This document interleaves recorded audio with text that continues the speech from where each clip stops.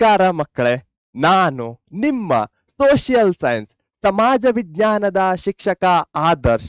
ಇವತ್ತಿನ ಇಂದಿನ ಈ ತರಗತಿಗೆ ನಿಮಗೆಲ್ಲರಿಗೂ ಹಾರ್ದಿಕ ಸ್ವಾಗತ ಸುಸ್ವಾಗತ. ಸೊ ಬ್ಯಾಂಕ್ ಟ್ರಾನ್ಸಾಕ್ಷನ್ಸ್ ಅಥವಾ ಬ್ಯಾಂಕ್ ವ್ಯವಹಾರಗಳು, ಇದನ್ನು ಸಹ ಕ್ವಿಕ್ ಆಗಿ ಮುಗಿಸ್ಬಿಡೋಣ. ಬ್ಯಾಂಕ್, ಸೊ ಇದು ಸಿಕ್ಕಾಪಟ್ಟೆ ಏನು ನಮ್ಮ ಡೈಲಿ ಲೈಫ್ ಅಲ್ಲಿ ಒಂದು ಇಂಟಿಗ್ರಲ್ ಪಾರ್ಟ್ ಆಗಿದೆ ಬ್ಯಾಂಕ್. ಸೊ ಹೀಗಾಗಿ ಬ್ಯಾಂಕಿನ ಫಂಕ್ಷನ್ಸ್ಗಳು ಗೊತ್ತಿದ್ರೆ ನಮಗೆ ಈಸಿಲಿಯಾಗಿ ಈ ಪಾಠವನ್ನ ನಾವು ಕ್ರ್ಯಾಕ್ ಮಾಡಬಹುದಾಗಿದೆ. ಬ್ಯಾಂಕಿನ ಅರ್ಥ ಮತ್ತು ಗುಣಲಕ್ಷಣಗಳು. ಬ್ಯಾಂಕೋ, ಬ್ಯಾಂಕ್ ಅನ್ನೋ ಪದ, ಬ್ಯಾಂಕೋ ಅನ್ನೋ ಫ್ರೆಂಚ್ ವರ್ಡ್ ನ ಬ್ಯಾಂಕ್, ಹಾಗೆ ಬ್ಯಾಂಕೋ ಅನ್ನೋ ಇಟಾಲಿಯನ್ ವರ್ಡ್ ನಿಂದ ಬಂದಿದೆ. ಸೊ ಇಟಾಲಿಯನ್ನ ಬ್ಯಾಂಕೋ ಇರಬಹುದು, ಹಾಗೆ ಫ್ರೆಂಚಿನ ಬ್ಯಾಂಕ್. ಈ ಎರಡೂ ಪದಗಳಿಂದ ಇಂದಿನ ನಮ್ಮ BANK ಬ್ಯಾಂಕ್ ಅನ್ನೋ ಪದ ಬಂದಿದೆ. ಇದರ ಅರ್ಥ ಏನು? ಬೋತ್ ಎರಡರ ಅರ್ಥ ಬೆಂಚ್ ಅನ್ನೋದಾಗಿದೆ. ಬೆಂಚ್ ಅಂದ್ರೆ ಏನು? ಮನಿ ಎಕ್ಸ್ಚೇಂಜ್ ಟೇಬಲ್. ನೀವು ನೋಡಿರ್ಬಹುದು, ಹೆಚ್ಚಾಗಿ ಬ್ಯಾಂಕ್ಗಳೆಲ್ಲ ಟೇಬಲ್ಗಳಿರುತ್ತೆ. ಅಲ್ಲಿ ಏನಾಗತ್ತೆ, ಹಣದ ಲೇವಾದೇವಿ ಆಗತ್ತೆ. ಹಣವನ್ನ ಕೊಡ್ತಾರೆ, ವಾಪಸ್ ತೆಗೆದುಕೊಳ್ತಾರೆ. ಇಟಾಲಿಯನ್ನ ಬ್ಯಾಂಕು ಅಥವಾ ಫ್ರೆಂಚಿನ ಬ್ಯಾಂಕ್ ಅರ್ಥ ಬೆಂಚು ಅಥವಾ ಹಣವನ್ನ ವಿನಿಮಯ ಮಾಡಿಕೊಳ್ಳುವ ಟೇಬಲ್ ಆಗಿದೆ. ಸೊ ಬ್ಯಾಂಕಿನ ಒರಿಜಿನ್ ಹೇಗಾಯ್ತು ಅಂತ ಕೇಳಿದ್ರೆ ಇಟಾಲಿಯನ್ನ ಬ್ಯಾಂಕೋ, ಫ್ರೆಂಚ್ ನ ವರ್ಡ್ ಬ್ಯಾಂಕ್. ಕ್ಯಾರೆಕ್ಟರಿಸ್ಟಿಕ್ಸ್, ಗುಣಲಕ್ಷಣಗಳು. ಬ್ಯಾಂಕಿನ ಗುಣಲಕ್ಷಣಗಳು ಏನಾಗಿವೆ? ಬ್ಯಾಂಕ್ ಒಂದು ವ್ಯಕ್ತಿ ಆಗಿರಬಹುದು, ಒಂದು ಫರ್ಮ್ ಆಗಿರಬಹುದು, ಅಥವಾ ಒಂದು ಕಂಪನಿ ಆಗಿರಬಹುದು. ವ್ಯಕ್ತಿ, ಸಂಸ್ಥೆ ಅಥವಾ company. Agency and utility services. Bank ಏಜೆಂಟ್ಸ್ಗಳನ್ನ ಕಳಿಸುತ್ತೆ. ಫಾರ್ ಎಕ್ಸಾಂಪಲ್, ನಿಮ್ಗೆ ಯಾವುದೋ ಒಂದು ಬ್ಯಾಂಕಿನ ಸೌಲಭ್ಯವನ್ನ ಪಡಿಬೇಕಂದ್ರೆ ಅವರ ಏಜೆಂಟ್ಸ್ಗಳು ನಿಮಗೆ ಹೆಲ್ಪ್ ಅನ್ನ ಮಾಡ್ತಾರೆ. ಹಾಗೆ ಯುಟಿಲಿಟಿ ಸರ್ವಿಸಸ್ಗಳನ್ನ ಪ್ರೊವೈಡ್ ಮಾಡ್ತಾರೆ. ಮ್ಯೂಚುವಲ್ ಫಂಡ್ಸ್ ಇರಬಹುದು, ಬೇರೆ ಬೇರೆ ಕಾರ್ಡ್ಸ್ಗಳು ಇರಬಹುದು. ಇವುಗಳ ಮುಖಾಂತರ ಅವರು ನಿಮಗೆ ಬೇಕಾದಂತಹ ಸರ್ವಿಸಸ್ಗಳನ್ನ ಪ್ರೊವೈಡ್ ಮಾಡ್ತಾರೆ. Profit and service orientation very important ಆಗುತ್ತೆ. ಬ್ಯಾಂಕ್ಗಳು ಪ್ರಾಫಿಟ್ ಅನ್ನ ಮಾಡುತ್ತೆ. ಹೇಗೆ ಬ್ಯಾಂಕ್ಗಳು ಪ್ರಾಫಿಟ್ ಅನ್ನ ಮಾಡುತ್ತೆ? ಸಿಂಪಲ್ ಆಗಿದೆ. ಬ್ಯಾಂಕ್ಗಳು ಯಾರು ನಮ್ಮಿಂದ ಹಣವನ್ನ ತೆಗೆದುಕೊಳ್ತಾರೆ, ಡಿಪಾಸಿಟ್ ಮಾಡ್ತೇವೆ ನಾವು ಹಣವನ್ನ, ಅದಕ್ಕೆ ಅವರೊಂದು ಬಡ್ಡಿಯನ್ನ ಕೊಡ್ತಾರೆ. ಅದೇ ನಾವು ಕೊಟ್ಟಂತ ಹಣವನ್ನ ಬೇರೆಯವರಿಗೆ ಅವರು ಸಾಲದ ರೂಪದಲ್ಲಿ ಕೊಡ್ತಾರೆ. ಯಾರಿಗೆ ಸಾಲದ ರೂಪದಲ್ಲಿ ಕೊಡ್ತಾರೋ ಅವರಿಗೆ ಹೆಚ್ಚಿನ ಬಡ್ಡಿ ದರವನ್ನ ಕೊಡ್ತಾರೆ, ಇಂಟ್ರೆಸ್ಟ್ ಅನ್ನ ಹಾಕ್ತಾರೆ. ಸೊ ಈ ರೀತಿ ಬ್ಯಾಂಕ್ ಪ್ರಾಫಿಟ್ ಅನ್ನ ಮಾಡುತ್ತೆ. ಸರ್ವಿಸ್ ಓರಿಯೆಂಟೇಷನ್, ಇಲ್ಲಿ ಕೇವಲ ಪ್ರಾಫಿಟ್ ಅಷ್ಟೇ ಅಲ್ಲ, ಅದು ಜನರಿಗೆ ಸರ್ವಿಸ್ ಅನ್ನ ಅಥವಾ ಸೇವೆಯನ್ನು ಸಹ ಪ್ರೊವೈಡ್ ಮಾಡುತ್ತೆ. ಹೇಗೆ? ಅವರ ಹಣಕ್ಕೆ ಒಂದು ಟ್ರಸ್ಟ್ ಆಗಿ ಅವರು ಇರ್ತಾರೆ. ಹಣವನ್ನ ಅವರು ಕಾಪಾಡ್ತಾರೆ. ಬೇಕಾದಾಗ ಹಣದ ಅವಶ್ಯಕತೆ ಅವರಿಗೆ ಹಣವನ್ನ ಕೊಡ್ತಾರೆ. ಈ ರೀತಿಯಾಗಿ ಒಂದು ಸರ್ವಿಸ್ ಅನ್ನು ಸಹ ಕೊಡ್ತಾರೆ. ಬ್ಯಾಂಕಿಂಗ್ ಬಿಸ್ನೆಸ್, ಬ್ಯಾಂಕಿಂಗ್ ವ್ಯವಹಾರಗಳಿರಬಹುದು, ಬಹಳಷ್ಟು ವ್ಯವಹಾರಗಳು. ಒಂದು ಲೋನ್ ಅಂತ ಹೇಳಿದೆ, ಒಂದು ಏನು ಡಿಪಾಸಿಟ್, ಎಕ್ಸೆಪ್ಟೆನ್ಸ್ ಆಫ್ ಡಿಪಾಸಿಟ್ಸ್ ಇರ್ಬೋದು. ಇವೆಲ್ಲವೂ ಬ್ಯಾಂಕಿನ ಕ್ಯಾರೆಕ್ಟರಿಸ್ಟಿಕ್ಸ್ ನ ಅಂಡರ್ನಲ್ಲಿ ಬರುತ್ತೆ. ಬ್ಯಾಂಕಿಂಗ್ ಬಿಸ್ನೆಸ್ ಆಗಿದೆ. ನೇಮ್ ಐಡೆಂಟಿಟಿ, ಬ್ಯಾಂಕಿನ ಹೆಸರುಗಳು ಕೆನರಾ ಬ್ಯಾಂಕ್ ಇರಬಹುದು, ಹಾಗೆ RBI ಇರ್ಬೋದು, ರಿಸರ್ವ್ ಬ್ಯಾಂಕ್ ಆಫ್ ಇಂಡಿಯಾ. ಈ ಎಲ್ಲಾ ಬ್ಯಾಂಕುಗಳ ಹೆಸರಿನಲ್ಲೂ ಬ್ಯಾಂಕ್ ಅನ್ನೋ ಪದ ಇದ್ದೇ ಇರುತ್ತೆ. ನೇಮ್ ಐಡೆಂಟಿಟಿ, ಇವೆಲ್ಲವೂ ಬ್ಯಾಂಕಿನ ಕ್ಯಾರೆಕ್ಟರಿಸ್ಟಿಕ್ಸ್. ಇಲ್ಲಿ ಎಲ್ಲವನ್ನೂ ನಾನು ಕವರ್ ಮಾಡಿಲ್ಲ. ಯಾವ್ದಾವ್ದು ಮುಖ್ಯ ಬಿಂದುಗಳಾಗಿವೆ ಅವುಗಳನ್ನ ಕವರ್ ಮಾಡಿದ್ದೇನೆ. ಉಳಿದಂತಹ ಪಾಯಿಂಟ್ಸ್ಗಳನ್ನು ಸಹ ಇವುಗಳ ಜೊತೆ ಲಿಂಕ್ ಮಾಡಿಕೊಂಡು ನೀವು ನೆನಪಲ್ಲಿ ಇಟ್ಕೊಳ್ಳಿ. ಹಾಗಾದರೆ ಬ್ಯಾಂಕರ್ಸ್ ಮತ್ತೆ ಕಸ್ಟಮರ್ಸ್ ಅಲ್ಲಿ ಎರಡು ರೀತಿಯ ರಿಲೇಶನ್ಶಿಪ್ಗಳಿವೆ. ಒಂದು ಜನರಲ್ ರಿಲೇಶನ್ಶಿಪ್, ಮತ್ತೊಂದು ಸ್ಪೆಷಲ್ ರಿಲೇಶನ್ಶಿಪ್. ಜನರಲ್ ಅಂದ್ರೆ ಏನು? ಸೊ ಆಲ್ರೆಡಿ ಹೇಳಿರೋ ಹಾಗೆ ಏನು, ಬ್ಯಾಂಕ್ ಸಾಲವನ್ನ ಕೊಡುತ್ತೆ, ಹಾಗೆ ಬ್ಯಾಂಕ್ಗೆ ನಾವು ಹಣವನ್ನ ಹಾಕ್ತೇವೆ. Deter and creditor relationship. So general ಅಂದ ಕೂಡಲೇ ಆ ಒಂದು ಪದ ನಿಮ್ಮ ನೆನಪಿಗೆ ಬರಬೇಕು.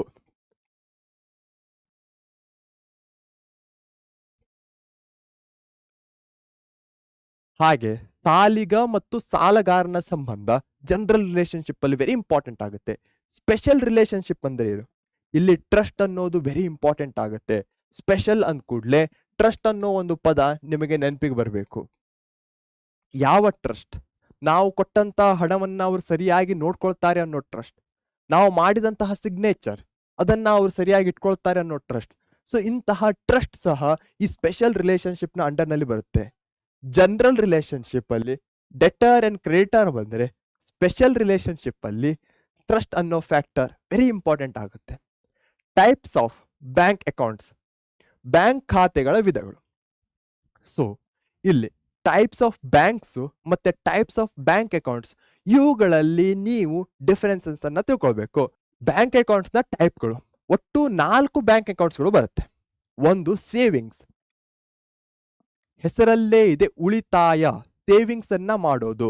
ಯಾವ ರೀತಿಯ ಸೇವಿಂಗ್ಸ್ ಅನ್ನ ಮಾಡೋದು? ಫಾರ್ ಎಕ್ಸಾಂಪಲ್, ನನ್ನ ಹತ್ರ ಏನೋ ಒಂದು ಹಣ ಇದೆ, ಹಾಗೆ ನನ್ನ ಸ್ಯಾಲ್ರಿ ಬರ್ತಾ ಇದೆ, ಅದನ್ನ ನಾನು ಬ್ಯಾಂಕ್ ಅಲ್ಲಿ ಇಡ್ತೇನೆ, ಅವರು ಅದಕ್ಕೆ ಒಂದು ಬಡ್ಡಿಯನ್ನ ಕೊಡ್ತಾ ಹೋಗ್ತಾರೆ, ಇದು ಸೇವಿಂಗ್ಸ್ ಅಲ್ಲಿ ಬರುತ್ತೆ. ಸೊ ಸ್ಯಾಲರಿಡ್ ಇರಬಹುದು, ಹಾಗೆ ಸ್ಟೂಡೆಂಟ್ಸ್ ಇರಬಹುದು, ಪೆನ್ಷನ್ ಇರಬಹುದು, ಅವರೆಲ್ಲರೂ ಈ ಸೇವಿಂಗ್ಸ್ ಬ್ಯಾಂಕ್ ಅಕೌಂಟ್ ಅನ್ನ ಪ್ರೆಫರ್ ಮಾಡ್ತಾರೆ. ಇಲ್ಲಿ ಎಷ್ಟೇ ಸಲ ಸಹ ನಾವು ಏನನ್ನ ಹಾಕಬಹುದಾಗಿದೆ, ಡಿಪಾಸಿಟ್ ಅನ್ನ ಮಾಡಬಹುದಾಗಿದೆ, ಅಲ್ಲಿ ಯಾವುದೇ ಲಿಮಿಟ್ ಇಲ್ಲ. ಹಾಗೆ ವಿಡ್ರಾವಲ್ ಮಾಡ್ಬೇಕಂದ್ರೆ ಏನನ್ನ ಕೊಡ್ತಾರೆ, ವಿಡ್ರಾವಲ್ ಸ್ಲಿಪ್ಸ್ ಗಳನ್ನ ಅವ್ರು ಕೊಡ್ತಾರೆ, ಪಾಸ್ಬುಕ್ ಅನ್ನು ಸಹ ಅವ್ರು ಪ್ರೊವೈಡ್ ಮಾಡ್ತಾರೆ. ಸೊ ಇದು ಸೇವಿಂಗ್ಸ್ ಬ್ಯಾಂಕ್ ಅಕೌಂಟ್ ಆಗಿದೆ, ಸ್ಯಾಲರಿಡ್. ನೆಕ್ಸ್ಟ್ ಇರುವಂತಹದ್ದು ಕರೆಂಟ್ ಅಕೌಂಟ್. ಮೊದಲನೇದು ಸೇವಿಂಗ್ಸ್, ಸೇವ್. ಕರೆಂಟ್ ಅಕೌಂಟ್ ಅಂದ ಕೂಡಲೇ ಬಿಸ್ನೆಸ್ ಮ್ಯಾನ್ ಅಥವಾ ವ್ಯಾಪಾರಸ್ಥರು ಚಾಲ್ತಿ ಖಾತೆ ಅಂತ ಕನ್ನಡದಲ್ಲಿ ಕರೀತಾರೆ. ಯಾವಾಗ ಕರೆಂಟ್ ಅಕೌಂಟ್ ಅಂತ ಕರಿತೇವೋ ಆವಾಗ ವ್ಯಾಪಾರಸ್ಥರು ಅನ್ನೋ ಪದ ವೆರಿ ಇಂಪಾರ್ಟೆಂಟ್ ಆಗುತ್ತೆ. ಇಲ್ಲಿ ಏನಿತ್ತು, ಇಂಟ್ರೆಸ್ಟ್ ಅನ್ನ ಕೊಡ್ತಾ ಇದ್ರು, ಆದರೆ ಈ ಕರೆಂಟ್ ಅಕೌಂಟ್ ಅಲ್ಲಿ ಇಂಟ್ರೆಸ್ಟ್ ಅನ್ನೋದು ಇರಲ್ಲ. ಅದೇ ಅಲ್ಲದೆ ಇಲ್ಲಿ ನೀವು ಎಷ್ಟೋ ಸಲ ಬೇಕಾದರೂ ಸಹ ಹಣವನ್ನ ಹಾಕಬಹುದಾಗಿದೆ, ಡಿಪಾಸಿಟ್ ಮಾಡಬಹುದಾಗಿದೆ, ವಿಡ್ರಾವಲ್ ಸಹ ಮಾಡಬಹುದಾಗಿದೆ, ಕಾಂಟ್ರಾ ಟ್ರಾನ್ಸಾಕ್ಷನ್ಸ್ ಗಳನ್ನು ಸಹ ಮಾಡಬಹುದಾಗಿದೆ. ಈ ರೀತಿಯಾಗಿ ಎಷ್ಟು ಬೇಕಾದರೂ ನೀವು ಟ್ರಾನ್ಸಾಕ್ಷನ್ಸ್ ಗಳನ್ನ ಮಾಡಬಹುದು. ಅದು ಕರೆಂಟ್ ಅಕೌಂಟ್ ನ ಅಂಡರ್ ನಲ್ಲಿ ಬರುತ್ತೆ, ಯಾವುದೇ ಸ್ಪೆಷಲ್ ಚಾರ್ಜಸ್ ಅನ್ನ ಇವರು ಹಾಕಲ್ಲ. Third one, recurring deposit account, save for future, ಆವರ್ತ ಠೇವಣಿ ಖಾತೆ, ಭವಿಷ್ಯದ ಠೇವಣಿ. ಫಾರ್ ಎಕ್ಸಾಂಪಲ್, ಪೇರೆಂಟ್ಸ್ ಎಲ್ಲ ತಮ್ಮ ಮಕ್ಕಳ ಮದುವೆಗೋಸ್ಕರ ಇರಬಹುದು, ಅಥವಾ ಯಾವುದೋ ಒಂದು ಕಾರನ್ನ ತೆಗೆದುಕೊಳ್ಳಿಕ್ಕೋ, ಏನೋ ಒಂದು ದೊಡ್ಡ ಲ್ಯಾಂಡ್ ಅನ್ನ ತೆಗೆದುಕೊಳ್ಳಿಕ್ಕೋ ಅವರು ಇನ್ವೆಸ್ಟ್ಮೆಂಟ್ ಅನ್ನ ಮಾಡ್ತಾರೆ. ಯಾವ ರೀತಿಯ ಇನ್ವೆಸ್ಟ್ಮೆಂಟ್ ಆಗಿರುತ್ತೆ ಅದು? ತಿಂಗಳ ಇಷ್ಟೊಂದು ಹಣವನ್ನು ಅವ್ರು ಹಾಕ್ತಾ ಹೋಗ್ತಾರೆ. ಅದಕ್ಕೆ ಇಷ್ಟೊಂದು ಟೈಮ್ ಬಿಟ್ಟ ಮೇಲೆ ಬಡ್ಡಿಯನ್ನ ಹಾಕಿ ಬ್ಯಾಂಕ್ ಕೊಡುತ್ತೆ. ಸೊ ಅದರನ್ನ ಅವರು ಯುಟಿಲೈಸ್ ಮಾಡ್ಕೊಳ್ತಾರೆ. ಸೊ ತಿಂಗಳು ಕೊಡುವಂತಹ ರಿಕರಿಂಗ್ ಅಂತ ಇದೆಯಲ್ಲ, ವೆರಿ ಇಂಪಾರ್ಟೆಂಟ್ ಆಗುತ್ತೆ, ತಿಂಗಳು. ನೆಕ್ಸ್ಟ್, ಟರ್ಮ್ ಡಿಪಾಸಿಟ್ ಅಕೌಂಟ್, ನಿಶ್ಚಿತ ಠೇವಣಿ ಖಾತೆ, ಫಿಕ್ಸ್ಡ್ ಪೀರಿಯಡ್, ನಿಗದಿತ ಅವಧಿ. ಇಲ್ಲಿ ಏನಾಗುತ್ತೆ, ಫಾರ್ ಎಕ್ಸಾಂಪಲ್ ಪೆನ್ಷನ್ ಆಗುತ್ತೆ, ಒಂದು ಹಣ ಬಂದಿರುತ್ತೆ ನಿಮ್ಮ ಹತ್ರ, ಆ ಹಣವನ್ನ ಅದೆಷ್ಟು 1 ಲಕ್ಷ 2 ಲಕ್ಷ ಎಷ್ಟೋ ಒಂದು ಅಮೌಂಟ್ ಇರಬಹುದು, ದೊಡ್ಡ ಅಮೌಂಟ್ ಆಗಿರುತ್ತೆ, ಅದನ್ನ ಈ ಟರ್ಮ್ ಡಿಪಾಸಿಟ್ ಅಲ್ಲಿ ಇಡ್ತೀರ. ಅದಾದ್ಮೇಲೆ ಏನಾಗುತ್ತೆ, ಆ ಒಂದು 5 ಲಕ್ಷವನ್ನ 5 ವರ್ಷದವರೆಗೆ ಇಡ್ತೀರ. ಸೊ 5 ವರ್ಷ ಆದ್ಮೇಲೆ ಅದಕ್ಕೆ ಇಷ್ಟೊಂದು ಬಡ್ಡಿಯನ್ನ ಕೊಟ್ಟು ನೀವು ಬ್ಯಾಂಕ್ನಿಂದ ವಾಪಸ್ ತೆಗೆದುಕೊಳ್ಬಹುದು. ಇನ್ನು ಮಿಡ್ಲ್ ನೀವು ಆ ಹಣವನ್ನ ತೆಗೆದುಕೊಳ್ಳೋ ಹಾಗಿಲ್ಲ. ಸೊ ಟರ್ಮ್ ಡಿಪಾಸಿಟ್ ಫಿಕ್ಸ್ಡ್ ಇರುತ್ತೆ ಪೀರಿಯಡ್. ಈ 4 ಡಿಫರೆನ್ಸಸ್ಗಳು ನಿಮಗೆ ಅರ್ಥ ಆಗಿದೆ ಅನ್ಕೊಳ್ತೇನೆ. ಸಿಕ್ಕಾಪಟ್ಟೆ ಈಸಿ ಆಗಿರುವಂತಹದ್ದು. ಸೇವಿಂಗ್ಸ್ ಅಲ್ಲಿ ಸೇವ್ ಮಾಡ್ತೇವೆ, ಎಸ್ ಅಂದ್ರೆ ಸ್ಯಾಲರಿಡ್, ನೆನಪಲ್ಲಿ ಇಟ್ಕೊಳ್ಳಿ. ಕರೆಂಟ್ ಅಲ್ಲಿ ಸಿ ಹಿಂದೆ ಬರುವಂತದ್ದು ಯಾವುದು, ಬಿ, ಬಿಸ್ನೆಸಸ್, ವೆರಿ ಇಂಪಾರ್ಟೆಂಟ್ ಆಗುತ್ತೆ. ರಿಕರಿಂಗ್ ಅಂದ್ ಕೂಡಲೇ ಏನು, ಮಂತ್ಲಿ, ವೆರಿ ಇಂಪಾರ್ಟೆಂಟ್ ಆಗುತ್ತೆ. ಟರ್ಮ್ ಡಿಪಾಸಿಟ್ ಅಂದ್ರೆ ಫಿಕ್ಸ್ಡ್ ಟೈಮ್ ಇರುತ್ತೆ, ಅದಾದ ಮೇಲೆ ಹಣವನ್ನ ವಾಪಸ್ ಪಡ್ಕೊಳ್ಬಹುದು. ಬ್ಯಾಂಕ್ ಟೈಪ್ಸ್ ಅಥವಾ ಬ್ಯಾಂಕಿನ ವಿಧಗಳು, ವೆರಿ ಇಂಪಾರ್ಟೆಂಟ್. ನೆಕ್ಸ್ಟ್ ಇರುವಂತದ್ದು ಬ್ಯಾಂಕ್ನ ವಿಧಗಳು. ಬ್ಯಾಂಕಿನ ಅಕೌಂಟ್ ಟೈಪ್ಸ್ಗಳಿರಬಹುದು, ಹಾಗೆ ಬ್ಯಾಂಕಿನ ಟೈಪ್ಸ್ಗಳಿರಬಹುದು. ಇವುಗಳು ಎರಡು ಬೇರೆ ಬೇರೆ ಆಗಿವೆ, ಕನ್ಫ್ಯೂಷನ್ ಮಾಡ್ಕೊಳ್ಬೇಡಿ. ಅವರೇನಾದರೂ ಬ್ಯಾಂಕ್ ಅಕೌಂಟ್ ನ ಟೈಪ್ ಅಂತ ಕೇಳಿದ್ರೆ ಸೇವಿಂಗ್ಸು, ಕರೆಂಟು ಅವೆಲ್ಲ ಬರುತ್ತೆ. ಅದೇ ಬ್ಯಾಂಕಿನ ಟೈಪ್ಸ್ಗಳು ಅಂದ್ರೆ ಏನ್ ಬರುತ್ತೆ, ಮೊದಲನೇದು central bank reserve bank of India. ಯಾರೊಬ್ರು ಹೇಳಿದ್ರಲ್ಲ ಏನಂತ, ಬ್ಯಾಂಕುಗಳ ಬ್ಯಾಂಕು ಅಂತ, mother bank of India. Yes, so reserve bank of India ಒಂಥರ ಎಲ್ಲಾ ಬ್ಯಾಂಕುಗಳನ್ನ, ವಿತ್ತೀಯ ನಿರ್ವಹಣೆಯನ್ನ, ಪಾಲಿಸೀಸ್ಗಳನ್ನ ಮಾನಿಟರ್ ಮಾಡುತ್ತೆ. ರಿಸರ್ವ್ ಬ್ಯಾಂಕ್ ಆಫ್ ಇಂಡಿಯಾ ಇದನ್ನ ಸೆಂಟ್ರಲ್ ಬ್ಯಾಂಕ್ ಅಥವಾ ದೇಶದ ಕೇಂದ್ರ ಬ್ಯಾಂಕು ಅಂತ ಕರೀತಾರೆ. ಹಾಗೆ ಬಹಳಷ್ಟು ಕಮರ್ಷಿಯಲ್ ಬ್ಯಾಂಕ್ಸ್ಗಳು, ವಾಣಿಜ್ಯ ಬ್ಯಾಂಕುಗಳನ್ನು ಸಹ ನಾವು ಕಾಣಬಹುದಾಗಿದೆ. ಹಾಗೆ ಭಾರತದಲ್ಲಿ ಬಹಳಷ್ಟು ಗೌರ್ಮೆಂಟ್ ಇವೆ, ಪ್ರೈವೇಟ್ ಬ್ಯಾಂಕ್ಸ್ಗಳಿರಬಹುದು, ಕೋಆಪರೇಟಿವ್ ಬ್ಯಾಂಕ್ಸ್ಗಳಿರಬಹುದು, ಇವುಗಳನ್ನು ಸಹ ನಾವು ಇಲ್ಲಿ ಕಾಣಬಹುದು. ಇಂಡಸ್ಟ್ರಿಯಲ್ ಡೆವಲಪ್ಮೆಂಟ್ಸ್ ಬ್ಯಾಂಕ್ಗಳು ಹೆಸರಲ್ಲೇ ಇದೆ, ಯಾವುದಾದ್ರೂ ಇಂಡಸ್ಟ್ರಿ ಇರಬಹುದು, ಅದರ ಡೆವಲಪ್ಮೆಂಟ್ಗೆ ಬೇಕಾದಂತಹ ಹಣಗಳಿರಬಹುದು, ಅದಕ್ಕೆ ಬೇಕಾದಂತಹ ಸ್ಕೀಮ್ಸ್ಗಳಿರಬಹುದು, ಅವುಗಳನ್ನ ಈ ಕೈಗಾರಿಕಾ ಅಭಿವೃದ್ಧಿ ಬ್ಯಾಂಕುಗಳಲ್ಲಿ ಕಾಣಬಹುದಾಗಿದೆ. Land development banks are agricultural bank. So industry ಆಯಿತು, ಅದೇ ಮಾದರಿಯಲ್ಲಿ ಅಗ್ರಿಕಲ್ಚರ್ ಡೆವಲಪ್ಮೆಂಟಿಗೆ ಹಾಗೆ ಲ್ಯಾಂಡ್ ಡೆವಲಪ್ಮೆಂಟಿಗೆ ಭೂ ಅಭಿವೃದ್ಧಿಗೆ ಬ್ಯಾಂಕುಗಳನ್ನು ನಾವು ಕಾಣಬಹುದಾಗಿದೆ. ಇಂಡಿಜಿನಿಯಸ್ ಬ್ಯಾಂಕ್ಸ್, ಮನಿ ಲೆಂಡರ್ಸ್ ಆರ್ ಸಾಹುಕಾರ್ಸ್, ಸ್ಥಳೀಯ ಬ್ಯಾಂಕುಗಳು, ಲೇವಾದೇವಿಗಾರರು ಅಥವಾ ಸಾಹುಕಾರರು. ನಾವು ಬ್ಯಾಂಕ್ ಅಂತ ಕೂಡಲೇ ಒಂದು ಇಂಡಿವಿಜುವಲ್ ಆಗಿರಬಹುದು, ಒಂದು ಫರ್ಮ್ ಆಗಿರಬಹುದು, ಅಥವಾ ಒಂದು ಕಂಪನಿ ಸಹ ಆಗಿರಬಹುದು. ಇಲ್ಲಿ ನಾವು ಇಂಡಿವಿಜುವಲ್ ಅನ್ನ ಕಾಣಬಹುದಾಗಿದೆ ಬಹಳಷ್ಟು ಕಡೆ ಇಂಡಿಜಿನಿಯಸ್ ಬ್ಯಾಂಕ್ಸ್ಗಳಲ್ಲಿ. ಹಾಗೆ ಕೋಆಪರೇಟಿವ್ಸ್ ಬ್ಯಾಂಕ್, ಬಹಳಷ್ಟು ಹಳ್ಳಿಗಳಲ್ಲಿ ಈ ಕೋಆಪರೇಟಿವ್ ಬ್ಯಾಂಕ್ಸ್ಗಳನ್ನ ಅಥವಾ ಸಹಕಾರಿ ಬ್ಯಾಂಕುಗಳನ್ನ ನಾವು ಕಾಣಬಹುದಾಗಿದೆ. ಸೊ ಬ್ಯಾಂಕ್ ಅಂದ ಕೂಡಲೇ ಏನ್ ನೆನಪಿಗೆ ಬರಬೇಕು? ಒಂದು ಸೆಂಟ್ರಲ್ ಬ್ಯಾಂಕ್ ಇದೆ, ಅದರ ಅಡಿಯಲ್ಲಿ ಬೇರೆ ಬೇರೆ ಬ್ಯಾಂಕುಗಳು ಬರುತ್ತೆ. ಅವುಗಳಲ್ಲಿ ಒಂದು ಸರ್ಟನ್ ನೀಶ್ ಅಥವಾ ಕ್ಯಾಟಗರಿಯನ್ನು ನಾವು ಕಾಣಬಹುದಾಗಿದೆ. ಫಾರ್ ಎಕ್ಸಾಂಪಲ್ ಇಂಡಸ್ಟ್ರಿಗಿರಬಹುದು, ಅಗ್ರಿಕಲ್ಚರ್ಗಿರಬಹುದು, ಲ್ಯಾಂಡ್ ಡೆವಲಪ್ಮೆಂಟಿಗಿರಬಹುದು, ರೂರಲ್ ಸೆಕ್ಟರ್ನಲ್ಲಿ ಇರಬಹುದು. ಈ ರೀತಿಯ ಬ್ಯಾಂಕ್ನ ಡಿಫ್ರೆಂಟ್ ಕ್ಯಾಟಗರಿಗಳನ್ನ ನಾವು ಫೈಂಡ್ ಔಟ್ ಮಾಡಬಹುದಾಗಿದೆ. ಓಕೆ, ಸೊ ಓಪನಿಂಗ್ ಅ ಬ್ಯಾಂಕ್ ಅಕೌಂಟ್ ಪ್ರೊಸೀಜರ್, ಬ್ಯಾಂಕ್ ಖಾತೆ ತೆಗೆಯುವುದು ವಿಧಾನ. ಇಲ್ಲಿ ತನಕ ಬ್ಯಾಂಕ್ ಅನ್ನ ತಿಳ್ಕೊಂಡ್ವಿ, ಹೇಗೆ ಅದು ವೆರಿ ಇಂಪಾರ್ಟೆಂಟ್ ಅಂತ, ಯಾವ ಯಾವ ಕೆಲಸಗಳನ್ನ ಮಾಡುತ್ತೆ, ಕ್ಯಾರೆಕ್ಟರಿಸ್ಟಿಕ್ಸ್ ಏನು ಅಂತ. ಹಾಗಾದ್ರೆ ನಿಮಗೆಲ್ಲರಿಗೂ ಈಗ ನಿಮ್ದು ಸಹ ಒಂದು ಬ್ಯಾಂಕ್ ಅಕೌಂಟ್ ಇರಬೇಕು ಅನ್ನೋ ಭಾವನೆ ಇದೆ ತಾನೆ? ಇದೆ. ನಿಮ್ದೆಲ್ಲರದು ಬ್ಯಾಂಕ್ ಅಕೌಂಟ್ ಇದೆಯಾ? ಇದ್ರೆ ಕಮೆಂಟ್ ಬಾಕ್ಸ್ ಅಲ್ಲಿ ಎಸ್ ಅಂತ ತಿಳಿಸೋದನ್ನ ಮರಿಬೇಡಿ. ಹಾಗೆಯೇ ನಿಮ್ಮ ಬ್ಯಾಂಕಿಂಗ್ ಇನ್ಫಾರ್ಮೇಶನ್ ಅನ್ನ ಯಾರಿಗೂ ಸಹ ಕೊಡಬೇಡಿ. ಅದನ್ನ ಆದಷ್ಟು ಗೋಪ್ಯ ಅಥವಾ ಸೀಕ್ರೆಟ್ ಆಗಿ ಇಟ್ಕೊಳ್ಳಿ. ಬ್ಯಾಂಕ್ ಅಕೌಂಟ್ ಅನ್ನ ತೆಗೆಯೋದು ಸಿಕ್ಕಾಪಟ್ಟೆ ಈಸಿ. ಮೊದಲಿಗೆ ಯಾವ ಖಾತೆಯನ್ನ ನೀವು ತೆಗಿಬೇಕು ಅದನ್ನ ನೀವು ಡಿಸೈಡ್ ಮಾಡ್ಕೊಳ್ಬೇಕು. ಹೆಚ್ಚಾಗಿ ನೀವೆಲ್ಲರೂ ಸ್ಟೂಡೆಂಟ್ಸ್ ಆಗಿದ್ದೀರಾ, ಹೀಗಾಗಿ ಸೇವಿಂಗ್ಸ್ ಬ್ಯಾಂಕ್ ಅಕೌಂಟ್ ಅನ್ನ ನೀವು ತೆಗಿಬೇಕಾಗತ್ತೆ. ಯಾಕಂದ್ರೆ ಅದರಲ್ಲಿ ಬಡ್ಡಿ ಸಿಗುತ್ತೆ ನಿಮ್ಗೆ. ನೀವು ಏನಾದರೂ ದೊಡ್ಡ ಬಿಸ್ನೆಸ್ ಮಾಡ್ತಾ ಇದ್ದಾರೆ, ಮುಂದೆ ಎಲ್ಲರೂ ಮಾಡ್ತೀರಾ ಅನ್ನೋ ಭರವಸೆ ಇದೆ, ಆವಾಗ ನಿಮಗೆ ಕರೆಂಟ್ ಅಕೌಂಟ್ ಬೇಕಾಗುತ್ತೆ. ಸೊ ಮೊದಲ ಸ್ಟೆಪ್ಸ್ ಏನಾಗುತ್ತೆ? ಯಾವ ಅಕೌಂಟ್ ಅದನ್ನ ಸಿಲೆಕ್ಟ್ ಮಾಡಬೇಕು ಟೈಪ್. ಸೆಕೆಂಡ್ ಏನಾಗುತ್ತೆ? ಬ್ಯಾಂಕ್ ಅಕೌಂಟ್ ಆಯ್ತು, ನೆಕ್ಸ್ಟ್ ಬ್ಯಾಂಕ್ ಅನ್ನ ಸಿಲೆಕ್ಟ್ ಮಾಡಬೇಕು. ಬ್ಯಾಂಕಿನ ಅಧಿಕಾರಿಯನ್ನ ಸಂಪರ್ಕ ಮಾಡಿ ಅಲ್ಲಿ ಅವರು ಹೇಳುವಂತಹ ಒಂದು ಫಾರ್ಮ್ ಅನ್ನ ಫಿಲ್ ಮಾಡಬೇಕಾಗತ್ತೆ. ಫಿಲ್ ಫಾರ್ಮ್, ಖಾತೆ ತೆರೆಯುವ ಲೆಕ್ಕದ ನಮೂನೆಯನ್ನ ತುಂಬಬೇಕು. ಫಾರ್ಮ್ ಫಿಲ್ ಆದ್ಮೇಲೆ ರೆಫರೆನ್ಸ್ ವೆರಿ ಇಂಪಾರ್ಟೆಂಟ್ ಆಗುತ್ತೆ. ಯಾಕೆ? ಆಲ್ರೆಡಿ ಹೇಳಿದೆ, ಇಲ್ಲಿ ಟ್ರಸ್ಟ್ ಅನ್ನೋದು ವೆರಿ ಇಂಪಾರ್ಟೆಂಟ್ ಆಗುತ್ತೆ. ಸೊ ಈ ಟ್ರಸ್ಟ್ ಹೇಗೆ ಬರಬಹುದು? ಫಾರ್ ಎಕ್ಸಾಂಪಲ್, ಯಾವುದೋ ಒಬ್ಬ ರಿಸ್ಪೆಕ್ಟೆಡ್ ಮೆಂಬರ್ ಆ ಕಮ್ಯುನಿಟಿಯಲ್ಲಿ ಇರುವವರು, ಅವರು ತಮ್ಮ ಟ್ರಸ್ಟ್ ಅನ್ನ ಹೇಳಿ ತಮ್ಮ ಸಿಗ್ನೇಚರ್ ಅನ್ನ ಹಾಕಬಹುದು. ಅಥವಾ ಆಲ್ರೆಡಿ ಆ ಬ್ಯಾಂಕಿನಲ್ಲಿ ಯಾವುದೋ ಒಂದು ಅಕೌಂಟ್ ಅನ್ನ ಹೊಂದಿರುವವರು ನಿಮ್ಮ ಟ್ರಸ್ಟ್ ಆಗಬಹುದು. ಸೊ ಈ ರೀತಿಯಾಗಿ ರೆಫರೆನ್ಸ್ ವೆರಿ ಇಂಪಾರ್ಟೆಂಟ್ ಆಗುತ್ತೆ. ಪರಿಚಿತರ ಉಲ್ಲೇಖವನ್ನ ಕೊಡುವುದು, ರೆಫರೆನ್ಸ್ ಅನ್ನ ಕೊಡ್ತೀರಾ, ಫಾರ್ಮ್ ಅನ್ನ ಫಿಲ್ ಮಾಡ್ತೀರಾ, ಎಲ್ಲ ಆದ್ಮೇಲೆ ಫೋಟೋಗ್ರಾಫ್ಸ್ ಅದು ಸಹ ವೆರಿ ಇಂಪಾರ್ಟೆಂಟ್ ಆಗುತ್ತೆ. ಸಿಗ್ನೇಚರ್ ಇರಬಹುದು, ಸೊ ಫೋಟೋ ಇರಬಹುದು, ಸಿಗ್ನೇಚರ್ ಇರಬಹುದು. ಸೊ ಇಲ್ಲಿ ವೆರಿ ಇಂಪಾರ್ಟೆಂಟ್ ಆಗುತ್ತೆ. ಯಾವ ಸಿಗ್ನೇಚರ್ ನೀವು ಹಾಕಿರ್ತೀರೋ ಅದನ್ನೇ ಕಂಟಿನ್ಯೂಯೇಷನ್ ಮಾಡಬೇಕು. ಸೊ ಒಂದು ಫಾರ್ಮ್ ಅನ್ನ ಕೊಡ್ತಾರೆ, ಒಂದು ಕಡೆ ಬೇರೆ ಸಿಗ್ನೇಚರ್, ಮತ್ತೊಂದು ಕಡೆ ಬೇರೆ ಸಿಗ್ನೇಚರ್ ಹಾಕೋ ಹಾಗಿಲ್ಲ. ಸಿಗ್ನೇಚರ್, ಫೋಟೋಗ್ರಾಫ್ ಇರಬಹುದು, ಇವೆಲ್ಲವನ್ನ ತುಂಬಿದ ನಂತರ ನೀವು ಫಾರ್ಮ್ ಅನ್ನ ಸಬ್ಮಿಟ್ ಮಾಡಬೇಕು, ನಮೂನೆಯನ್ನ ಬ್ಯಾಂಕಿಗೆ ಒಪ್ಪಿಸೋದು. ಅದಾದ ಮೇಲೆ ಡಿಪಾಸಿಟ್, ಪ್ರಾರಂಭಿಕ ಠೇವಣಿ. ಈಗಂತೂ ಬಹಳಷ್ಟು ಬ್ಯಾಂಕ್ಗಳು ಜೀರೋ ಬ್ಯಾಲೆನ್ಸ್ ಅಕೌಂಟ್ ಅನ್ನ ಸ್ಥಾಪಿಸ್ತವೆ. ಅಂದರೆ ನೀವು ಯಾವುದೇ ಹಣವನ್ನ ತುಂಬುವ ಅವಶ್ಯಕತೆ ಇಲ್ಲ.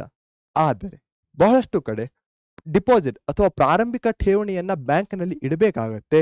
ಅದಾದ ಮೇಲೆ ನಿಮ್ಮ ಬ್ಯಾಂಕ್ ಅಕೌಂಟ್ ಫಂಕ್ಷನ್ ಆಗತ್ತೆ. ಸಿಂಪಲ್ ಆಗಿರುವಂತಹದ್ದು. ಮೊದಲಿಗೆ ಅಕೌಂಟ್ ಆಯ್ತು, ಬ್ಯಾಂಕ್ ಆಯ್ತು, ಫಾರ್ಮ್ ಬರುತ್ತೆ, ಫಿಲ್ ಮಾಡೋದು, ರೆಫರೆನ್ಸ್ ಕೊಡೋದು, ಸಬ್ಮಿಷನ್ ಮಾಡೋದು, ಅದಾದ್ಮೇಲೆ ಡಿಪಾಸಿಟ್ ಮಾಡೋದು. ಎಷ್ಟೊಂದು ಸುಲಭ ಅಲ್ವಾ? ಓಕೆ, ಹಾಗಾದರೆ ಬ್ಯಾಂಕಿನ ಆಪರೇಷನ್ಸ್ಗಳು ಅಥವಾ ಬ್ಯಾಂಕಿನ ವ್ಯವಹಾರಗಳು. ATM, automated teller machine. Okay, ATM ನ ಫುಲ್ ಫಾರ್ಮ್ ಏನಂತ ಕೇಳಿದ್ರೆ automated teller machine. Standing instructions. So ATM ಅಲ್ಲಿ ಏನಾಗುತ್ತೆ? ನಿಮ್ಮ ಡೆಬಿಟ್ ಕಾರ್ಡ್ ಬರುತ್ತೆ. ಕಾರ್ಡ್ ನೆನಪಿ ಬರ್ತಾ ಇದೆಯಾ? ATM ಕಾರ್ಡ್ ಅಂತ ಏನ್ ಕರಿತೇವೋ ಅದನ್ನ ಡೆಬಿಟ್ ಕಾರ್ಡ್ ಅಂತ ಕರಿತೇವೆ. ಆಟೋಮೇಟೆಡ್ ಟೆಲ್ಲರ್ ಮಷೀನ್ ಅಲ್ಲಿ ಹೋಗ್ತೀರಾ, ಪಿನ್ ಹಾಕ್ತೀರಾ, ಹಣವನ್ನ ತೆಗೆದುಕೊಳ್ತೀರಾ. ಇವು ಬ್ಯಾಂಕಿನ ವ್ಯವಹಾರಗಳಲ್ಲಿ ಬರುತ್ತೆ, ಆಪರೇಷನ್ ಅಲ್ಲಿ ಬರುತ್ತೆ. ಸ್ಟ್ಯಾಂಡಿಂಗ್ ಇನ್ಸ್ಟ್ರಕ್ಷನ್ಸ್, ನಿಯತಕಾಲಿಕ ಸಂದಾಯ ಮಾಡಲು ಆದೇಶ. ಬ್ಯಾಂಕಿನ ಕೆಲವೊಂದು ಇನ್ಸ್ಟ್ರಕ್ಷನ್ಸ್ಗಳಿರುತ್ತೆ. ನೀವು ಇಷ್ಟೊಂದು ಹಣವನ್ನ ಹಾಕಬೇಕು ಅಥವಾ ಇಷ್ಟೊಂದು ಹಣವನ್ನು ಇಡಬೇಕು, ನಿಮ್ಮ ಯಾವ ಅಕೌಂಟ್ ಇದೆ ಅದರ ಆಧಾರದ ಮೇಲೆ. ಹಾಗೆ ಇಂಟ್ರೆಸ್ಟ್ ಇಂಟ್ರೆಸ್ಟ್ ಇಂಟ್ರೆಸ್ಟ್ ಅಂತ ಹೇಳ್ತಾ ಇದ್ದೆ. ಸೊ ಈ ಇಂಟ್ರೆಸ್ಟ್ ಅನ್ನ ಯಾವಾಗ ಕ್ಯಾಲ್ಕುಲೇಟ್ ಮಾಡ್ತಾರೆ? ಇದನ್ನ ಹೆಚ್ಚಾಗಿ ಹಾಫ್ ಇಯರ್ಲಿ ಕ್ಯಾಲ್ಕುಲೇಟ್ ಮಾಡ್ತಾರೆ, ಅರ್ಧ ವಾರ್ಷಿಕವಾಗಿ ಕ್ಯಾಲ್ಕುಲೇಟ್ ಮಾಡ್ತಾರೆ. ಏಪ್ರಿಲ್ ಅಂಡ್ ಅಕ್ಟೋಬರ್, ಏಪ್ರಿಲ್ ಅಥವಾ ಅಕ್ಟೋಬರ್ದಲ್ಲಿ ಮಾಡಬಹುದು, ಅಥವಾ ಫೆಬ್ರವರಿ ಮತ್ತೆ ಜುಲೈನಲ್ಲಿ ಮಾಡಬಹುದಾಗಿದೆ. ಸೊ 2 ಸೈಕಲ್ ಇದೆ, ಏಪ್ರಿಲ್ ಅಥವಾ ಅಕ್ಟೋಬರ್, ಮತ್ತೊಂದು ಯಾವುದು ಫೆಬ್ ಅಂಡ್ ಜುಲೈ. ಸೊ ಈ ಸೈಕಲ್ ನಲ್ಲಿ ಇಂಟ್ರೆಸ್ಟ್ ಅನ್ನ ಕ್ಯಾಲ್ಕುಲೇಟ್ ಮಾಡಲಾಗುತ್ತೆ. ಸೊ ಬ್ಯಾಂಕಿಂಗ್ ವ್ಯವಹಾರ ಅಥವಾ ಬ್ಯಾಂಕ್ ಆಪರೇಷನ್ಸ್ ಗಳನ್ನ ತಿಳ್ಕೊಂಡಿದ್ದೀರಿ ಅನ್ಕೊಳ್ತೇನೆ. ಹಾಗಾದರೆ ಮುಂದೆ ಹೋಗೋಣ. ಸೊ ಈ ಒಂದು ಪ್ರಶ್ನೆಗೆ ನೀವು ಆನ್ಸರ್ ಮಾಡ್ತೀರಾ ಅಂತ ಭರವಸೆ ನನಗಿದೆ. Which bank is known as bankers bank? ಯಾವ ಬ್ಯಾಂಕ್ ಅನ್ನ ಬ್ಯಾಂಕುಗಳ ಬ್ಯಾಂಕು ಎಂದು ಕರೆಯಲಾಗುತ್ತೆ?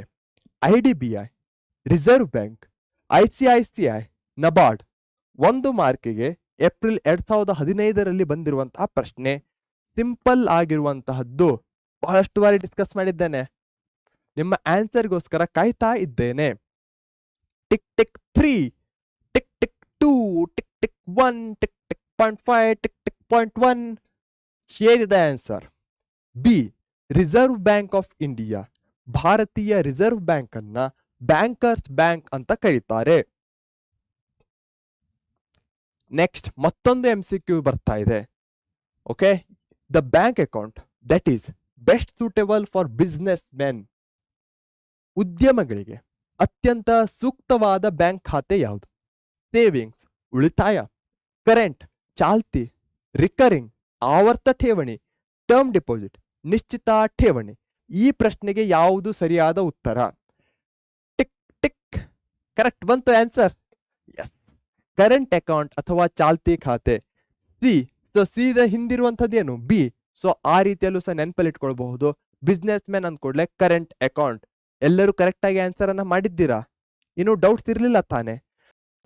ನೆಕ್ಸ್ಟ್, ಕೆಳಗಿನವುಗಳಿಗೆ 2 ರಿಂದ 4 ಅಂಶಗಳಲ್ಲಿ ಉತ್ತರಿಸಿ. Name the different types of bank accounts. ವಿವಿಧ ರೀತಿಯ ಬ್ಯಾಂಕ್ ಖಾತೆಗಳನ್ನ ಹೆಸರಿಸಿ. 2 ಮಾರ್ಕಿಗೆ ಸೆಪ್ಟೆಂಬರ್ 2020ಯಲ್ಲಿ ಬಂದಿರುವಂತಹ ಪ್ರಶ್ನೆ. ಅತ್ಯಂತ ಈಸಿ ಆಗಿರುವಂತಹದ್ದು, ಆಲ್ರೆಡಿ ಡಿಸ್ಕಸ್ ಮಾಡಿರುವಂತಹದ್ದು. 4 ಟೈಪ್ಸ್ ಇವೆ: ಸೇವಿಂಗ್ಸ್, ಕರೆಂಟ್, ಟರ್ಮ್ ಡಿಪಾಸಿಟ್, ಮತ್ತೊಂದು ಯಾವುದು ರಿಕರಿಂಗ್ ಡಿಪಾಸಿಟ್. ಆಸಮ್. ಸೇವಿಂಗ್ಸ್ ಇರಬಹುದು, ಕರೆಂಟ್ ಇರಬಹುದು, ರಿಕರಿಂಗ್ ಡಿಪಾಸಿಟ್ ಇರಬಹುದು, ಟರ್ಮ್ ಆರ್ ಫಿಕ್ಸ್ ಡಿಪಾಸಿಟ್, ಉಳಿತಾಯ, ಚಾಲ್ತಿ, ಆವರ್ತ ಠೇವಣಿ, ನಿಶ್ಚಿತ ಠೇವಣಿ. Next, distinguish between savings account and current account. ಉಳಿತಾಯ ಖಾತೆ ಮತ್ತು ಚಾಲ್ತಿ ಖಾತೆಯ ನಡುವೆ ವ್ಯತ್ಯಾಸವನ್ನ ಬರೆಯಿರಿ. 3 ಮಾರ್ಕ್ಸ್ಗೆ ಏಪ್ರಿಲ್ 2015ನಲ್ಲಿ ಮಾರ್ಚ್ 2019ನಲ್ಲಿ ಬಂದಿರುವಂತಹ ಪ್ರಶ್ನೆ. ಸಿಂಪಲ್ ಇದೆ, ಯೋಚನೆ ಮಾಡಿ, ಆಕ್ಟಿವ್ ರಿಕಾಲ್ ಅನ್ನ ಮಾಡಿ. ಸಿಂಪಲ್ ಇದೆ, ರಿಕಾಲ್ ಮಾಡಿ. ಸೇವಿಂಗ್ಸ್ ಸ್ಯಾಲರಿಡ್, ಹಾಗೆ ಕರೆಂಟ್ ಅಕೌಂಟ್ ಅಂದ್ರೆ ಯಾರು? Businessman. ಆಯ್ತಲ್ಲ, ಒಂದು ಡಿಫ್ರೆನ್ಸ್ ಇಲ್ಲೇ ಬಂದ್ವಿ. ಹಾಗೆ ಮತ್ತೇನಿರುತ್ತೆ? ಸ್ಯಾಲರಿಡ್ ಪರ್ಸನ್ ಇರ್ತಾರೆ, ಸ್ಟೂಡೆಂಟ್ಸ್ ಇರಬಹುದು, pensioners who have a fixed income, ವೇತನದಾರರು, ವಿದ್ಯಾರ್ಥಿಗಳು ಮತ್ತು ಪಿಂಚಣಿದಾರರು, ನಿಶ್ಚಿತ ಆದಾಯವನ್ನು ಹೊಂದಿರುವವರು. ಅದೇ ಚಾಲ್ತಿ ಖಾತೆ ಯಾರು? ಬಿಸ್ನೆಸ್ ಮೆನ್ ಇರಬಹುದು. ಲಾರ್ಜ್ ನಂಬರ್ ಆಫ್ ಟ್ರಾನ್ಸಾಕ್ಷನ್ಸ್ ಯಾರು ಮಾಡ್ತಾ ಇರ್ತಾರೋ ಅವರು, ವ್ಯಾಪಾರಸ್ಥರು, ಹೆಚ್ಚಿನ ಸಂಖ್ಯೆಯ ವ್ಯವಹಾರಗಳು. ಹಾಗೆ ಸೇವಿಂಗ್ಸ್ ಅಕೌಂಟ್ ಅಲ್ಲಿ ನಾವು ಎಷ್ಟೇ ಡಿಪಾಸಿಟ್ಸ್ ಅನ್ನ ಮಾಡಬಹುದು, ಅದರಲ್ಲಿ ಯಾವುದೇ ಲಿಮಿಟ್ ಅನ್ನ ಹೊಂದಿರಲ್ಲ. ನಂಬರ್ ಅಂಡ್ ಡಿಪಾಸಿಟ್ಸ್, ಠೇವಣಿ ಸಂಖ್ಯೆ ಇರಬಹುದು ಮತ್ತು ಠೇವಣಿಗಳ ಮೇಲೆ ಯಾವುದೇ ನಿರ್ಬಂಧಗಳಿಲ್ಲ. ಕರೆಂಟ್ ಅಕೌಂಟ್ ಅಲ್ಲಿ ಏನು? Amount can be deposited or withdrawn any number of times in a day. So current account ಅಲ್ಲಿ ವೆರಿ ಇಂಪಾರ್ಟೆಂಟ್ ಇರೋದಂಥದ್ದು ಏನು? ಡಿಪಾಸಿಟ್ ಮಾಡಬಹುದು, ವಿಡ್ರಾನು ಮಾಡಬಹುದು. ಸೊ ಅಲ್ಲೇನು ಹೇಳ್ತಾ ಇದೆ, ನಾವು ಡಿಪಾಸಿಟ್ಸ್ ಮೇಲೆ ಕಾನ್ಸಂಟ್ರೇಟ್ ಮಾಡ್ತಾ ಇದ್ದೇವೆ. ಇಲ್ಲಿ ಡಿಪಾಸಿಟ್ಸ್ ಮತ್ತೆ ವಿಡ್ರಾಲ್ 2 ಮೇಲೂ ಸಹ ಕಾನ್ಸಂಟ್ರೇಷನ್ ಮಾಡ್ತಾ ಇದ್ದೇವೆ. ಇಲ್ಲಿ ವಿಡ್ರಾಲ್ ಸ್ಲಿಪ್ಸ್ ಇರುತ್ತೆ, ಚೆಕ್ಸ್ ಇರುತ್ತೆ. ಯಾವುದಕ್ಕೆ? ಹಣವನ್ನ ಹಿಂದಕ್ಕೆ ಪಡೆಯಲು ಚೆಕ್ ಪುಸ್ತಕ ಅಥವಾ ಹಣ ಹಿಂದಕ್ಕೆ ಪಡೆಯುವ ಚೀಟಿ ಇರುತ್ತೆ. ಇಲ್ಲಿ ಇಂಟ್ರೆಸ್ಟ್ ಇರಲ್ಲ, ಇಲ್ಲಿ ಇಂಟ್ರೆಸ್ಟ್ ಇರುತ್ತೆ. ವೆರಿ ಇಂಪಾರ್ಟೆಂಟ್ ಪಾಯಿಂಟ್ ಆಗುತ್ತೆ. ಓಕೆ, ಸ್ಯಾಲರಿಡ್ ಪರ್ಸನ್ ಆಯ್ತು, ಇಂಟ್ರೆಸ್ಟ್ ಆಯ್ತು, ವೆರಿ ಕೀ ಪಾಯಿಂಟ್ಸ್ ಆಗುತ್ತೆ. Bank will not give any interest on these deposits and collects the service charges. Very important ಆಗುತ್ತೆ. ಸರ್ವಿಸ್ ಚಾರ್ಜಸ್ ಇರಬಹುದು, ಇಂಟ್ರೆಸ್ಟ್ ಇರಲ್ಲ. ಇವೆಲ್ಲವೂ ಮೇಜರ್ ಡಿಫರೆನ್ಸಸ್ ಆಗುತ್ತೆ. ಠೇವಣಿಗಳಿಗೆ ಬ್ಯಾಂಕುಗಳು ಬಡ್ಡಿಯನ್ನ ಕೊಡೋದಿಲ್ಲ, ಆದರೆ ಸೇವಾ ಶುಲ್ಕವನ್ನ ವಸೂಲಿ ಮಾಡುತ್ತವೆ.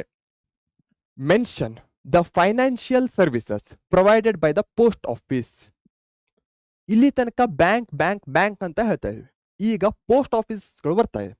ಅಂಚೆ ಕಚೇರಿಗಳು ಒದಗಿಸುವ ಹಣಕಾಸಿನ ಸೇವೆಗಳನ್ನ ಉಲ್ಲೇಖಿಸಿ. 3 ಮಾರ್ಕಿಗೆ ಏಪ್ರಿಲ್ 2017 ಏಪ್ರಿಲ್ 2020ಯಲ್ಲಿ ಬಂದಿರುವಂತಹ ಪ್ರಶ್ನೆ. ಯಾವ್ಯಾವುದು ಅಂಚೆ ಕಚೇರಿ? ಸೊ ಇಲ್ಲೂ ಸಹ ಹಣದ ಏನಿರುತ್ತೆ, ಪೇಮೆಂಟ್ ವಿಡ್ರಾಲ್ ಇದ್ದೇ ಇರುತ್ತೆ. ಅದರ ಜೊತೆಗೆ ಏನಾಗಿರುತ್ತೆ, ಇವು ಹೆಚ್ಚಾಗಿ ಹಳ್ಳಿಗಳಲ್ಲಿ ಕಾಣಬಹುದಾಗಿದೆ ಪೋಸ್ಟ್ ಆಫೀಸಸ್ಗಳು. ಇದರ ನೆಟ್ವರ್ಕ್ ಸಿಕ್ಕಾಪಟ್ಟೆ ವಾಸ್ಟ್ ಆಗಿದೆ. ಹೀಗಾಗಿ ಹಳ್ಳಿಗಳಲ್ಲಿ ಕಿಸಾನರಿಗಿರ್ಬೋದು, ಅಂದ್ರೆ ರೈತರ ವಿಕಾಸ್ ಪತ್ರ ಇರಬಹುದು, ಹಾಗೆ ಸೇವಿಂಗ್ಸ್ ಅಕೌಂಟ್ ಅನ್ನ ಕೊಡುತ್ತೆ, ಅಂಚೆ ಉಳಿತಾಯ ಖಾತೆಗಳಿರ್ಬೋದು, ನ್ಯಾಷನಲ್ ಸೇವಿಂಗ್ ಸರ್ಟಿಫಿಕೇಟ್ ರಾಷ್ಟ್ರೀಯ ಉಳಿತಾಯ ಪತ್ರಗಳು ಇರಬಹುದು, ಕಿಸಾನ್ ವಿಕಾಸ ಪತ್ರಗಳು, ಮಂತ್ಲಿ ರಿಕರಿಂಗ್ ಡಿಪಾಸಿಟ್ಸ್ ಮಾಹಿಯಾಂತೀರು ಠೇವಣಿಗಳು. ಸೊ ಸೇವಿಂಗ್ಸ್ ಇರಬಹುದು, ರಿಕರಿಂಗ್ ಇರಬಹುದು, ಇವು ಸಹ ಬ್ಯಾಂಕಿಂಗ್ ಅಲ್ಲಿ ಇರುವಂತಹದ್ದೇ. ಇಲ್ಲಿ ಇವೆರಡು ಸ್ಪೆಸಿಫಿಕ್ ಕೀವರ್ಡ್ಸ್ಗಳಾಗತ್ತೆ. ನ್ಯಾಷನಲ್ ಸೇವಿಂಗ್ ಸರ್ಟಿಫಿಕೇಟ್ NSC ಇರಬಹುದು, KVP ಕಿಸಾನ್ ವಿಕಾಸ್ ಪತ್ರ, ಇವೆರಡು ಸ್ಪೆಸಿಫಿಕ್ ಆಗಿ ಪೋಸ್ಟ್ ಆಫೀಸ್ಗಳಿಗೆ ಇರುವಂತಹದ್ದು. ಹಾಗೆ ಲೈಫ್ ಇನ್ಶೂರೆನ್ಸ್ಗಳಿರಬಹುದು, ಪೆನ್ಷನ್ ಪೇಮೆಂಟ್ ಇರಬಹುದು, ಮನಿ ಟ್ರಾನ್ಸ್ಫರ್ ಕೋರ್ಸ್ ಇದ್ದೇ ಇರುತ್ತೆ, ಪೋಸ್ಟಲ್ ಬ್ಯಾಂಕಿಂಗ್ ಭಾರತೀಯ ಅಂಚೆ ಪಾವತಿ ಬ್ಯಾಂಕ್. ಸೊ ಇಲ್ಲಿ ಪೋಸ್ಟು ಮತ್ತೆ ಬ್ಯಾಂಕ್ಗಳು ಏನಾಗ್ತಾ ಇವೆ, ಕನೆಕ್ಟ್ ಆಗ್ತಾ ಇವೆ. ಸೊ ಅಂತಹ ಕನೆಕ್ಷನ್ ಅನ್ನು ಸಹ ಕಾಣಬಹುದಾಗಿದೆ. ಸೊ ಪೋಸ್ಟ್ ಆಫೀಸ್ ಅಂದ ಕೂಡಲೇ ಬಹಳಷ್ಟು ಪಾಯಿಂಟ್ಸ್ಗಳು ಕಾಮನ್ ಆಗಿವೆ. ಏನು, ಮನಿ ಟ್ರಾನ್ಸ್ಫರ್ ಇರಬಹುದು, ರಿಕರಿಂಗ್ ಡಿಪಾಸಿಟ್ ಇರಬಹುದು, ಸೇವಿಂಗ್ಸ್ ಇರಬಹುದು. ಸ್ವಲ್ಪ ಸ್ಪೆಸಿಫಿಕ್ ಆಗಿದೆ ಅಂದ್ರೆ national saving certificate, Kisan Vikas ಪತ್ರ ಇರಬಹುದು, ಹಾಗೆ ಈ ಲೈಫ್ ಇನ್ಶೂರೆನ್ಸ್ ಇರಬಹುದು, pension payment. Okay, so mention the advantages of opening a bank account. Bank ಖಾತೆ ತೆಗೆಯುವುದರಿಂದ ಆಗುವ ಅನುಕೂಲಗಳನ್ನ ತಿಳಿಸಿ. ಏಪ್ರಿಲ್ 2016, 2020, ಜೂನ್ 2017, ಮಾರ್ಚ್ 2019 3 ಮಾರ್ಕ್ಸ್ಗೆ ಬಂದಿರುವಂತಹ ಪ್ರಶ್ನೆ. ಸೊ 6 ಪಾಯಿಂಟ್ಸ್ ಅನ್ನ ಬರಿಬಹುದು. ಇದನ್ನ ನಾವು ಕ್ರ್ಯಾಕ್ ಮಾಡಬಹುದಾ? ಓಕೆ, ಕ್ರ್ಯಾಕ್ ಮಾಡೋಣ. ಈಸಿ ಆಗಿದೆ ತಾನೆ? ಎಸ್, ನಮಗೆ ಗೊತ್ತಿದೆ ಅಡ್ವಾಂಟೇಜಸ್ ಅನ್ನ ಬರಿಬೇಕು. ಬ್ಯಾಂಕ್ ಅಕೌಂಟ್ ಅನ್ನ ಓಪನ್ ಮಾಡೋದ್ರಿಂದ. ಬ್ಯಾಂಕ್ ಅಕೌಂಟ್ ಅನ್ನ ಯಾಕೆ ಓಪನ್ ಮಾಡ್ತೇವೆ? ಬ್ಯಾಂಕ್ ಅಕೌಂಟ್ ಅನ್ನು ಓಪನ್ ಮಾಡೋದ್ರಿಂದ ಏನ್ ಲಾಭ ಆಗತ್ತೆ ಯೋಚನೆ ಮಾಡಿ. ಇಲ್ಲಿ ತನಕ ಡಿಸ್ಕಸ್ ಮಾಡಿರುವಂತಹದ್ದೇ ನಾವು ಇವೆಲ್ಲ. ಬ್ಯಾಂಕ್ನಿಂದ ಏನೇನು ಲಾಭಗಳಾಗತ್ತೆ ನಮಗೆ, ಅವುಗಳೇ ಅಡ್ವಾಂಟೇಜಸ್ಗಳಾಗಿವೆ.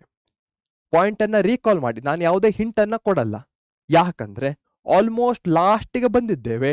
ಈಗ ನೀವೇ ಆನ್ಸರ್ ಮಾಡಬೇಕು. ಎಕ್ಸಾಮ್ ಅಲ್ಲಿ ನಾನು ಬಂದು ಹಿಂಟ್ ಕೊಡ್ಲಿಕ್ಕೆ ಆಗಲ್ಲ, unfortunately. So you have to think and answer. Safe custody, awesome. Making payment, collection of money ಮಾಡುತ್ತೆ, ಲೋನ್ಸ್ಗಳನ್ನ ಕೊಡುತ್ತೆ, ಸಾಲವನ್ನ ಕೊಡುತ್ತೆ, ಹಣವನ್ನ ವಸೂಲಿ ಮಾಡುತ್ತೆ, ಫೈನಾನ್ಷಿಯಲ್ ಟ್ರಾನ್ಸಾಕ್ಷನ್ ಸ್ಮೂತ್ ಆಗುತ್ತೆ, ಸೇಫ್ಟಿ ಲಾಕರ್ಸ್ಗಳನ್ನ ಕೊಡುತ್ತೆ, ಭದ್ರತಾ ಕಪಾಡುಗಳನ್ನ ನೀಡೋದು. Bank provide a lot of services to its consumers. Explain. ಬ್ಯಾಂಕುಗಳು ತನ್ನ ಗ್ರಾಹಕರಿಗೆ ಸಾಕಷ್ಟು ಸೇವೆಗಳನ್ನ ಒದಗಿಸುತ್ತವೆ. ವಿವರಿಸಿ. 3 ಮಾರ್ಕಿಗೆ ಏಪ್ರಿಲ್ 2023 ಬಂದಿರುವಂತಹ ಪ್ರಶ್ನೆ. ಇಲ್ಲಿ ಸರ್ವಿಸಸ್ ಅಂತ ಕೇಳ್ತಾ ಇದೆ. ಸೊ ಇಲ್ಲಿ ನಾನು ಥಿಂಕ್ ಅನ್ನೋ ಐಕಾನ್ ಅನ್ನ ಕೊಟ್ಟಿದ್ದೇನೆ. ಯಾಕೆ ಸರ್ ಇದನ್ನ ಈಸಿಲಿ ಕ್ರ್ಯಾಕ್ ಮಾಡಬಹುದು ಅಂತೀರಾ? ಯಾಕಂದ್ರೆ ಇಲ್ಲಿ ಸ್ವಲ್ಪ ಸ್ಪೆಸಿಫಿಕ್ ಕೀವರ್ಡ್ಸ್ಗಳಿವೆ. ಅವುಗಳನ್ನ ನೀವು ಮೊದಲಿಗೆ ತಿಳ್ಕೊಳ್ಳೋದು ಅವಶ್ಯಕ ಆಗುತ್ತೆ. ಇಲ್ಲಿ ಬಹಳಷ್ಟು ಜನರಲ್ ಆಗಿ ಬರೆಯೋ ಹಾಗಿಲ್ಲ, ಯಾಕಂದ್ರೆ ಸರ್ವಿಸಸ್ ಅಂತ ಕೇಳಿದ್ದಾರೆ. ಸೊ ಕೀವರ್ಡ್ಸ್ ಏನಿದೆ, ಫಸ್ಟಿಗೆ ಲೋನ್ಸ್ ಒಂದು ಆಗತ್ತೆ. ಯಾವ ರೀತಿಯ ಲೋನ್ಸ್ಗಳಿರ್ಬೋದು. ಬ್ಯಾಂಕು ಕಾರ್ಡ್ಸ್ಗಳನ್ನ ಕೊಡುತ್ತೆ, ಯಾವ ರೀತಿಯ ಕಾರ್ಡ್ಸ್ಗಳನ್ನ ಕೊಡುತ್ತೆ. ಸೊ ಹೀಗಾಗಿ ಕ್ರೆಡಿಟ್ ಕಾರ್ಡ್ಸ್ ಇರಬಹುದು, ಪರ್ಸನಲ್ ಲೋನ್ಸ್ ಇರಬಹುದು, ಹೋಮ್ ಅಂಡ್ ವೆಹಿಕಲ್ ಲೋನ್ಸ್ ಇರಬಹುದು, mutual funds, business loans, safe deposit lockers ಇರಬಹುದು, ಡೆಬಿಟ್ ಕಾರ್ಡ್ಸ್ ಇರಬಹುದು, trust services, signature guarantee. Cards ಅಲ್ಲಿ 2 ಬರುತ್ತೆ, ಕ್ರೆಡಿಟ್ ಕಾರ್ಡ್ ಇರಬಹುದು, ಹಾಗೆ ಡೆಬಿಟ್ ಕಾರ್ಡ್ಸ್, ಮ್ಯೂಚುವಲ್ ಫಂಡ್ಸ್, ಹಾಗೆ ಲೋನ್ಸ್ ಬರುತ್ತೆ. ಯಾವ loans? Personal, home and vehicle, business loans ಆಗುತ್ತೆ. ಅದಾದ ಮೇಲೆ ಟ್ರಸ್ಟ್ ಅಲ್ಲಿ ಏನ್ ಬರುತ್ತೆ? ಡಿಪಾಸಿಟ್ ಲಾಕರ್ಸ್ ಇರಬಹುದು, ಸಿಗ್ನೇಚರ್ ಗ್ಯಾರಂಟಿ ಇರಬಹುದು, ಟ್ರಸ್ಟ್ ಸರ್ವಿಸಸ್ ಇರಬಹುದು. ಇವೆಲ್ಲ ಟ್ರಸ್ಟ್ ನಲ್ಲಿ ಬರುತ್ತೆ. ಸೊ ಈ ರೀತಿಯಾಗಿ CLT ಅಥವಾ TCL, ಈ 3 ಶಾರ್ಟ್ ಫಾರ್ಮ್ಗಳನ್ನ ಇಟ್ಕೊಂಡು ನೀವು ಆನ್ಸರ್ ಅನ್ನ ಬರಿಬಹುದಾಗಿದೆ. ಒಂದೊಂದರಲ್ಲೂ ಕ್ಯಾಟಗರಿ ಮಾಡ್ತಾ ಹೋಗಿ. ಏನಂತೀರಾ? ನೆಕ್ಸ್ಟ್, ಬ್ಯಾಂಕಿನ ಕಾರ್ಯಗಳನ್ನ ಉಲ್ಲೇಖಿಸಿ. ಇಲ್ಲಿ ಕ್ರ್ಯಾಕ್ ಅನ್ನ ಕೊಟ್ಟಿದ್ದೇವೆ. ಯಾಕೆ? ಇಲ್ಲಿ ನಮಗೆ ಗೊತ್ತಿರುವಂತಹ ಜನರಲ್ ಪಾಯಿಂಟ್ಸ್ ಗಳನ್ನ ನಾವು ಬರಿಬಹುದಾಗಿದೆ. 3 ಮಾರ್ಕಿಗೆ ಜುಲೈ 2022, ಏಪ್ರಿಲ್ 2022 ಅಲ್ಲಿ ಬಂದಿರುವಂತಹ ಪ್ರಶ್ನೆ. ಕ್ರ್ಯಾಕ್ ಅನ್ನ ಮಾಡಿ. ನಾನು ಹಿಂಟ್ಸ್ ಅನ್ನ ಕೊಡಲ್ಲ, ನೀವೇ ಇದಕ್ಕೆ ಆನ್ಸರ್ ಅನ್ನ ಮಾಡ್ತಾ ಹೋಗ್ಬೇಕು. ಬ್ಯಾಂಕಿನ ಫಂಕ್ಷನ್ಸ್. ಬ್ಯಾಂಕ್ ಮೇಜರ್ ಕೆಲಸ ಏನ್ ಮಾಡುತ್ತೆ? ಹಿಂಟ್ ಅನ್ನ ಕೊಡ್ತಾ ಇದ್ದೇನೆ, ಆದರೂ ಫಸ್ಟ್ ಏನ್ ಮಾಡುತ್ತೆ? ಪೇಮೆಂಟು, ವಿಡ್ರಾವಲ್ಲು, ಫೈನಾನ್ಷಿಯಲ್ ಟ್ರಾನ್ಸಾಕ್ಷನ್ಸ್ ಇರಬಹುದು, ಲೋನ್ಸ್ ಇರಬಹುದು, ಇವೆಲ್ಲವೂ ಬ್ಯಾಂಕಿನ ಮುಖ್ಯ ಫಂಕ್ಷನ್ಸ್ಗಳ ಅಂಡರ್ನಲ್ಲಿ ಬರುತ್ತೆ. So crack it. ಡಿಪಾಸಿಟ್ಸ್ ಅನ್ನ ಎಕ್ಸೆಪ್ಟ್ ಮಾಡುತ್ತೆ. ಲೆಂಡಿಂಗ್ ಲೋನ್ಸ್, ಸಾಲಗಳನ್ನ ಕೊಡೋದು, ಹಣವನ್ನ ವರ್ಗಾಯಿಸೋದು, ಟ್ರಾನ್ಸ್ಫರಿಂಗ್ ಮನಿ, ಕಲೆಕ್ಟಿಂಗ್ ಮನಿ, ಆಲ್ರೆಡಿ ಶ್ರಮಂತ್ ಅವ್ರು ಹೇಳಿರೋ ಹಾಗೆ ಚೆಕ್ಕು ಮತ್ತು ಹುಂಡಿಗಳ ಮೇಲೆ ಹಣ ವಸೂಲಿ, ಡಿಸ್ಕೌಂಟಿಂಗ್ ಆಫ್ ಬಿಲ್ಸ್, ಹುಂಡಿಗಳನ್ನ ಸೋಡಿ ಮಾಡೋದು, ಹೈರಿಂಗ್ ಸೇಫ್ ಡಿಪಾಸಿಟ್ ಲಾಕರ್ಸ್, ಭದ್ರತಾ ಕಪಾಟುಗಳನ್ನ ಬಾಡಿಗೆ ಕೊಡೋದು. ಸೊ ಸೇಫ್ ಡಿಪಾಸಿಟ್ ಲಾಕರ್ಸ್ಗಳನ್ನ ಎಲ್ಲದರಲ್ಲೂ ನಾವು ಕಾಣಬಹುದಾಗಿದೆ. ಹಾಗೆ ಡಿಪಾಸಿಟ್ಸ್ಗಳು ಇರ್ಬೋದು, ಲೋನ್ಸ್ ಇರಬಹುದು, ಇವೆಲ್ಲವೂ ಕಾಮನ್ ಫ್ಯಾಕ್ಟರ್ಸ್ಗಳಾಗಿವೆ. ಅಷ್ಟೇ ಅಲ್ಲದೆ ಫಾರಿನ್ ಎಕ್ಸ್ಚೇಂಜ್, ಕೇವಲ ದೇಶೀಯ ಅಷ್ಟೇ ಅಲ್ಲ, ವಿದೇಶಿ ವಿನಿಮಯದ ವ್ಯವಹಾರಗಳನ್ನ ನಿರ್ವಹಿಸೋದು, valuables in safe custody, not Max ಹೇಳಿರೋ ಹಾಗೆ ಬೆಲೆ ಬಾಳುವ ವಸ್ತುಗಳನ್ನ ತಮ್ಮ ಸುಪರ್ದಿಗಳಲ್ಲಿ ಭದ್ರವಾಗಿ ಇಟ್ಕೊಳ್ಳೋದು, issuing letters of credit and guarantee, ಸಾಲ ಪತ್ರಗಳನ್ನ ಮತ್ತು ಜವಾಬ್ದಾರಿ ಪತ್ರಗಳನ್ನ ಕೊಡೋದು, ಕಂಡಕ್ಟಿಂಗ್ ಗೌರ್ಮೆಂಟ್ ಟ್ರಾನ್ಸಾಕ್ಷನ್ಸ್. ಇಲ್ಲಿ ಫಾರಿನ್ ಎಕ್ಸ್ಚೇಂಜ್ ಆಯ್ತು, ಹಾಗೆ ಗೌರ್ಮೆಂಟ್ ಇರಬಹುದು, ಕೇಂದ್ರ ಅಥವಾ ರಾಜ್ಯ, ಅವುಗಳ ಹಣಕಾಸಿನ ವ್ಯವಹಾರಗಳನ್ನ ನಿರ್ವಹಿಸೋದು. ಅದೇ ರೀತಿಯಾಗಿ ನಿಮಗೆ ನಮ್ಮ ಕ್ಲಾಸ್ ಒಳ್ಳೇದು ಅನಿಸಿದ್ರೆ ಲೈಕ್ ಅನ್ನ ಮಾಡೋದನ್ನ ಮರಿಬೇಡಿ. ಆದಷ್ಟು ನಿಮ್ಮ ಫ್ರೆಂಡ್ ಸರ್ಕಲ್ ಜೊತೆ, ನಿಮ್ಮ ಸ್ಕೂಲ್ ಫ್ರೆಂಡ್ಸ್ ಇರಬಹುದು, ಬೇರೆ ಬೇರೆ ಫ್ರೆಂಡ್ಸ್ ಇರಬಹುದು, ಯಾರ್ಯಾರು 10th ಅಲ್ಲಿ ಇದ್ದಾರೆ ಅವರಿಗೆ ನಮ್ಮ ಪರೀಕ್ಷೆ ಯೂಟ್ಯೂಬ್ ಚಾನಲ್ ಅನ್ನ ಶೇರ್ ಮಾಡಿ. ನಮ್ಮ ವಿಡಿಯೋಸ್ಗಳನ್ನ ಆದಷ್ಟು ಅವರಿಗೆ ತಲುಪಿಸಿ. ಯಾಕಂದ್ರೆ ಶೇರಿಂಗ್ ಇಸ್ ಕೇರಿಂಗ್. ಅದರಲ್ಲೂ ನಾಲೆಜ್ ಅನ್ನ ನೀವು ಹರಡ್ತಾ ಇದ್ದೀರಾ ಅಂದರೆ ಅದು ಬೆಸ್ಟ್ ಶೇರಿಂಗ್ ಆಗತ್ತೆ. ಇದರ ಜೊತೆಗೆ ಇಂದಿಗೆ ಈ ಕ್ಲಾಸಸ್ಗೆ ಬಾಯ್ ಹೇಳುವಂತಹ ಸಮಯ ಬಂದಿದೆ. ಎಲ್ಲರಿಗೂ ಮತ್ತೊಮ್ಮೆ ಆಲ್ ದ ಬೆಸ್ಟ್ ಅಂತ ಹೇಳ್ತಾ ಟೇಕ್ ಕೇರ್. ನಮ್ಮ ಚಾನಲ್ ಅನ್ನ ಸಬ್ಸ್ಕ್ರೈಬ್ ಮಾಡಿ, ಆದಷ್ಟು ಶೇರ್ ಮಾಡಿ. Sharing is caring. Take care. Bye bye. Thank you. Good afternoon, good evening, good night. Take care.